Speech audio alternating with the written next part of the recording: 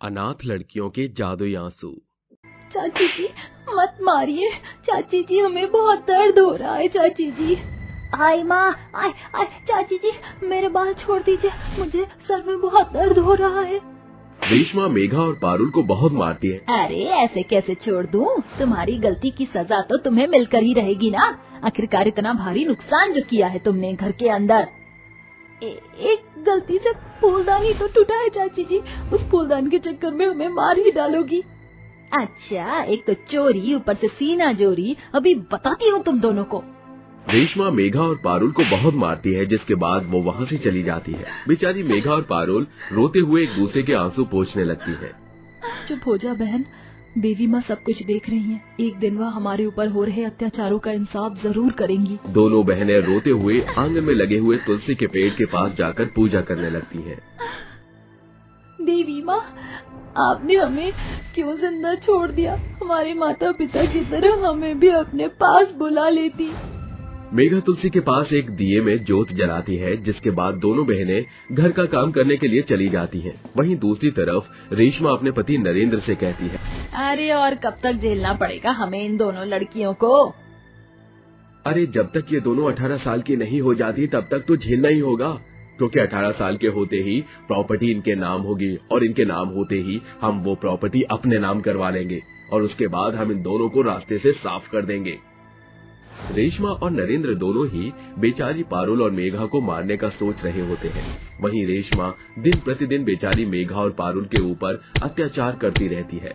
एक दिन अचानक से बर्तन धोते हुए उन दोनों से कांच की प्लेट टूट जाती है, जिसके चलते रेशमा उसे बुरी तरह मारती है। मेरी बहन चुप हो जाओ, हमारा इस दुनिया में साथ देने वाला कोई नहीं है। जिनकी हम सुबह शाम पूजा करते हैं, क्या उन्हें हमारे दुख दर्द दिखाई नहीं देते? आज मैं उनसे जवाब लेकर ही रहूंगी। पारुल और मेघा तुलसी माँ के सामने हाथ जोड़कर खड़े हो जाते हैं और रोने लगते हैं। देवी माँ, क्या आपको हमारे ऊपर जरा भी तरस नहीं आता? क्या आपके अंदर की इंसानियत हमारे लिए सो गई है? आज हम दोनों बहनें आपसे जवाब मांगती हैं, आखिर क्यों हमारे ऊपर इतने अत्याचार हो रहे हैं? उन दोनों के इतना कहते ही तुलसी के पेड़ से देवी माँ निकलकर प्रकट होती हैं। मैं जानती हूँ तुम्हारे ऊपर बहुत ज्यादा अत्याचार हो रहे हैं, लेकिन अब तुम चिंता मत करो। आज के बाद तुम्हें कभी कोई परेशानी नहीं होगी। मैं तुम दोनों को एक वरदान देती हूँ। आज के बाद जब भी तुम दोनों रोओगी तो तुम्हारी आंखों से हीरे और सोने के गहने निकलेंगे। ऐसा कहकर देवी माँ वहाँ से गायब हो जाती है, जिसके बाद पारुल की आंखों से हीरे निकलने लगते हैं, तो उसकी बड़ी बहन मेघा की आंखों से सोने की ज्वेलरी निकलने लगती है। बहन जरा ये सब देखो, देवी माँ का वरदान सच निकला। हमारे आंसुओं से हीरे और सोने की ज्वेलरी निकल रही है। मुझे तो यकीन नहीं हो रहा, आखिर हमारे आंसू जादुई आंसू कैसे बन सकते हैं? उस दिन के बाद से जब भी रेशमा मेघा और पारुल को मारा करती, उसके जाने के बाद मेघा और पारुल के आंसुओं से सोने की ज्वेलरी और हीरे निकलने लगती। ऐसे ही एक दिन खाना बनाते बनाते बेचारी पारुल से रोटियां जलने लगती हैं। ये सब रेशमा देख लेती है। क्यों रे कलमुही करम जली, राशन क्या तेरा बाप भर के गया था इस घर के अंदर जो तू वीरान कर रही है?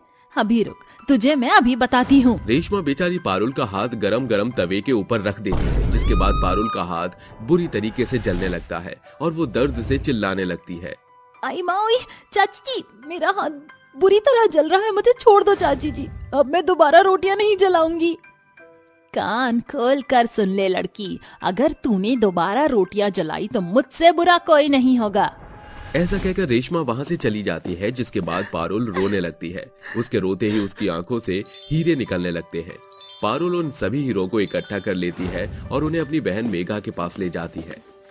चाची जी ने मेरा हाथ जलते हुए तवे पर रख दिया, जैसे ही मैं रोई मेरी आंखों से हीरे निकलने लगे। हम इन हीरे और सोने का इस्तेमाल गरीब और बेसहारा लोगों की मदद करने में करेंगे। तुम सही कहती हो, लेकिन उससे पहले हम अपने लिए नए कपड़े खरीदेंगे। हमारे कपड़े पूरी तरह फट गए हैं। मेघा अपनी बहन पारुल की बात मान लेती है, जिसके बाद वो अपने और अपनी बहन पारुल के लिए नए कपड़े लेकर आती है। दोनों बहनें नए कपड़े पहनकर बहुत खुश होती हैं, जिसके बाद वो दोनों सोना और हीरे लोगों में बांट देती हैं। हमारे इस जादुई आंसू की मदद से गरीब और बेसहारा लोगों की मदद होगी तो हमें बहुत अच्छा लगेगा। माँ और पिताजी ऊपर से हमें देखकर बहुत खुश हो रहे होंगे। दोनों बहनें गरीब लोगों की मदद करके वापस घर लौट आती हैं। उनके घर लौटने के बाद रेशमा उन दोनों के बाल पकड़ लेती है और उनसे कहती है, तुम दोनों कहाँ से आ रही हो और तुम्हारे पास नए कपड़े कहाँ से आए? चाची जी, ये कपड़े हमें एक भले इंसान ने दिए थे, वो बहुत अमीर था। ये सुनकर रेशमा उन दोनों के बाल छोड़ देती है। जाओ जाकर घर के काम कर लो। ऐसा कहकर वो उन्हें भेज देती है, जिसके बाद वो अपने मन ही मन सोचती है, दाल में कुछ ना कुछ तो काला है, इस बात का मुझे पता तो लगाना ही होगा। रेशमा पारुल और मेघा के ऊपर नजर रखने लगती है। एक दिन मेघा से प्रेस करते करते रेशमा की नई साड़ी जल जाती है, जिसे देखकर रेशमा बहुत ज्यादा गुस्से में आ जाती है।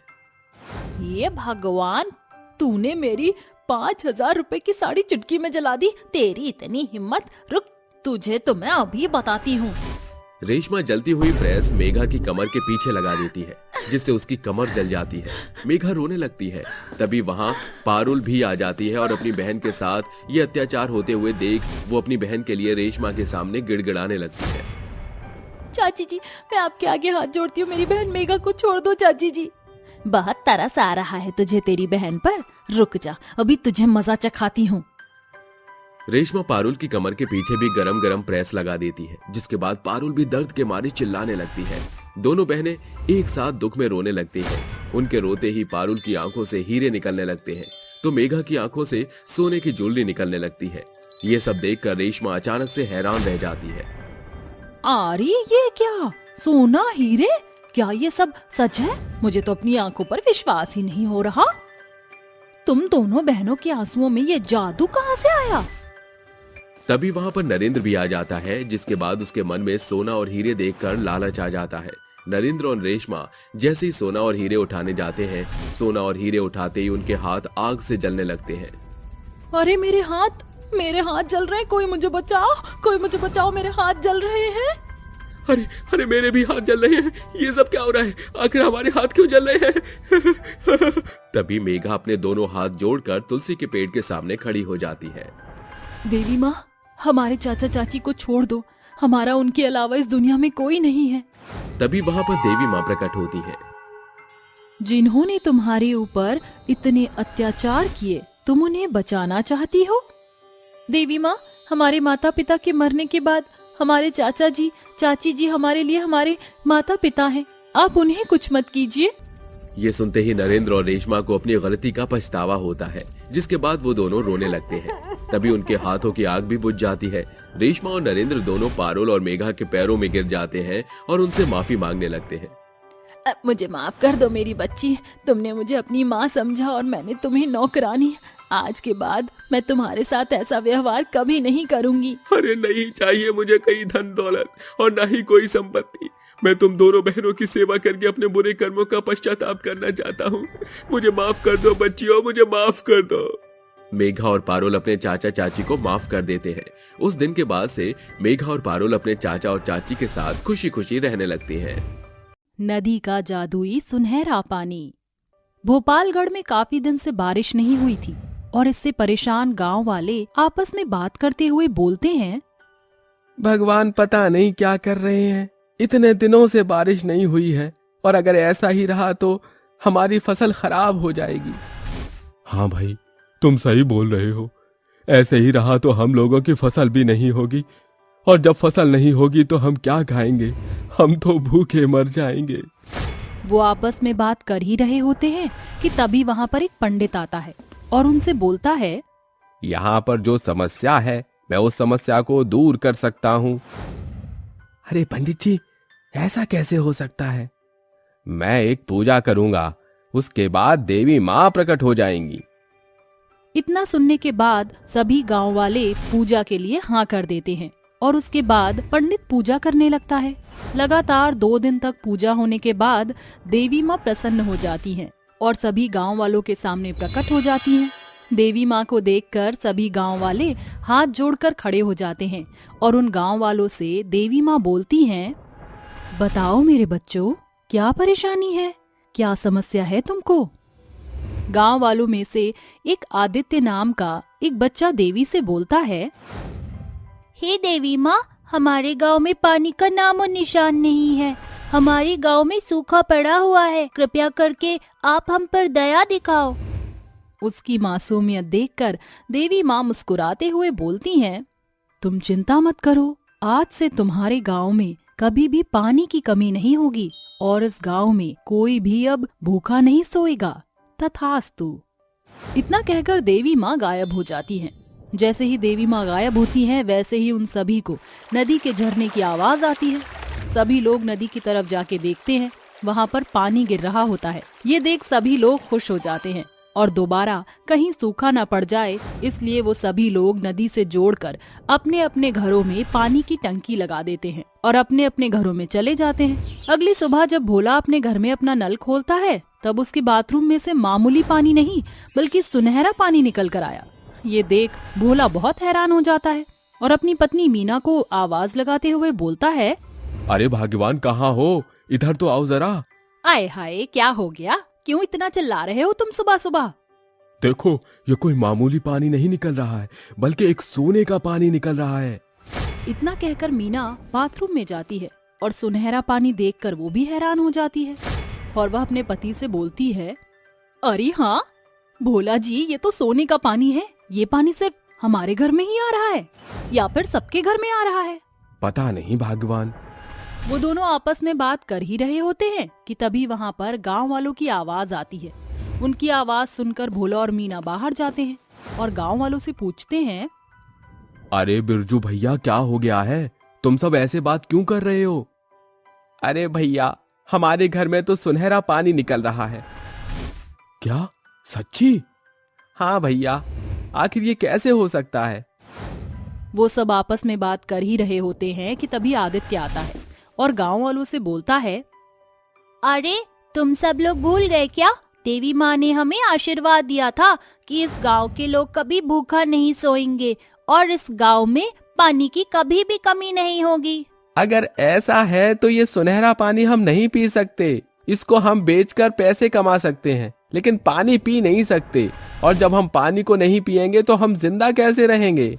वह लोग आपस में बात कर ही रहे होते हैं कि तभी वहाँ पर पंडित जी भी आ जाते हैं और उनसे बोलते हैं, इसका जवाब हमें नदी के पास जाकर ही मिलेगा। आखिर ऐसा क्यों हो रहा है? इतना कहकर पंडित और सभी गांव वाले सुनहरी नदी के पास चले जाते हैं और वहाँ पर वे सभी देवी माँ का ध्यान लगाना शुरू कर देते हैं। ओम नमो नमः। हमारे गांव में क्या हो रहा है? भगवान बता दो।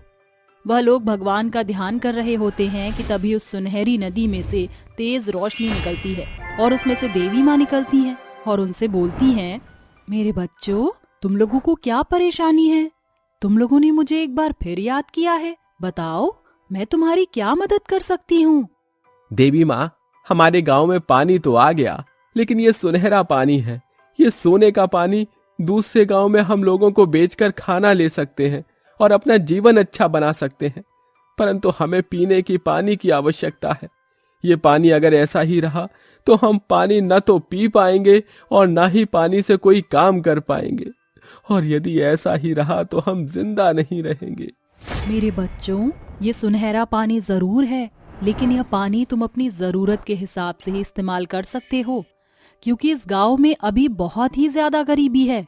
इसलिए तुम सभी लोगों के घर में सुनहरा पानी आया है। तुम अभी जाकर देखो, तुम्हारे घर में एक सादा पानी आएगा। यदि तुम्हें आगे से कोई भी जरूरत हो तो तुम सीधा इस नदी के पास आ जाया करना और अपनी इच्छा जाहिर करना। आज से तुम लोगों के घर में सादा पानी ही आएगा और जब भी तुम्हें किसी चीज की जरूरत होगी तो तुम मेरे पास आ जाया करना। तथास्तु। इतना कहकर उस जादुई सुनहरी नदी में देवी माँ फिर से विलीन हो जाती हैं और सभी गांव वाले अपने घरों में जाते हैं। अपने घर का नल खोलते हैं तो उनके घर में सादा पानी ही आ रहा होता है। एक तरफ वो सभी गांव वाले उस सुनहरी नदी की वजह से अमीर होते जा रहे थे, तो वहीं उस गांव में बाहर से लोग उस गांव का दौरा करने के लिए आया करते। देखते ही देखते वह गांव बहुत ही मशहूर हो गया और जब भी किसी गांव वाले को पैसों की जरूरत होती तब वह लोग सुनहरी नदी के पास जाते और उस नदी से मांग लेते। वह नदी सादे पानी से एक सुनहरा पानी बन जाती और लोग उस पानी को भर के दूसरे शहर में भेज देते। धीरे धीरे करके उस गांव के सभी लोग बहुत अमीर हो गए और लोगों की मदद करने लगे और इस गांव के सभी लोग खुशी खुशी रहने लगे।